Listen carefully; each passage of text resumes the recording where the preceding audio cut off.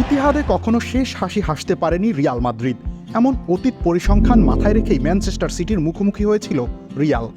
যদিও পরিসংখ্যানকে বুড়ো আঙুল দেখিয়ে জয়ের আনন্দে ভেসেছে তারা। ১২০ মিনিটের স্নায়ুক্ষয়ী লড়াই শেষে হাসি মুখে মাঠ ছেড়েছে। ম্যাচ সেরা ফেদেরিকো ভালভার্দে কিংবা গোলদাতা রড্রিগোকে ছাপিয়ে এই জয়ের নায়ক অবশ্য ইউক্রেনের গোলরক্ষক আন্দ্রে লুনিন।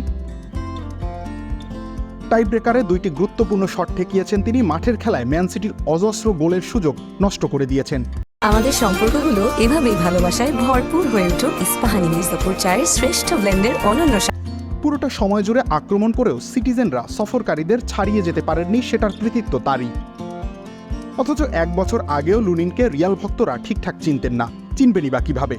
থিবো কোর্তোয়ার অবিশ্বাস্য গোলকিপিংয়ের কারণে স্কোয়াডের দ্বিতীয় পছন্দের গোলরক্ষকের দিকে তাকানোর সময় ছিল না কারো কাছেই। এসব অবশ্য এই তরুণের কিছু আসে যায়নি। গেম টাইম নিয়ে অভিযোগ না করে বরং নিজেকে শানিত করেছেন, অপেক্ষা করেছেন সময়ের জন্য। ২০১৮ সালে রিয়াল মাদ্রিদে যোগ দেওয়ার পর খুব বেশি ম্যাচ খেলতে পারেননি তিনি। ধারে একাধিক ক্লাবে গেলেও চিত্রটা একই রকম ছিল। তবে রিয়াল ওভেইদা নামক একটা ক্লাবে যাওয়ার পর ভাগ্যে বদল আসে। নিয়মিত মাঠে নামার সুযোগ দেওয়া হয় তাকে।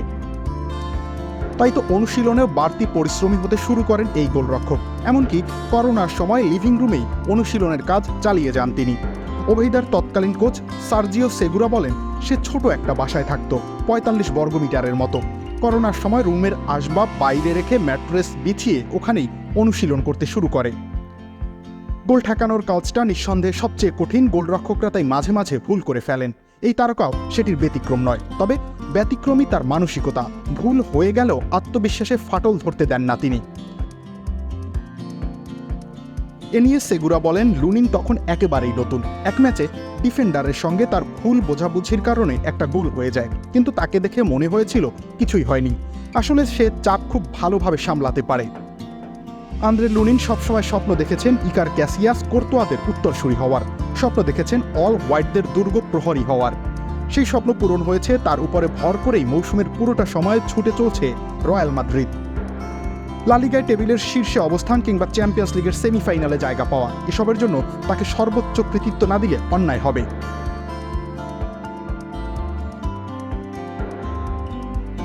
রবিউল ইসলাম রনি, খেলা ৭১।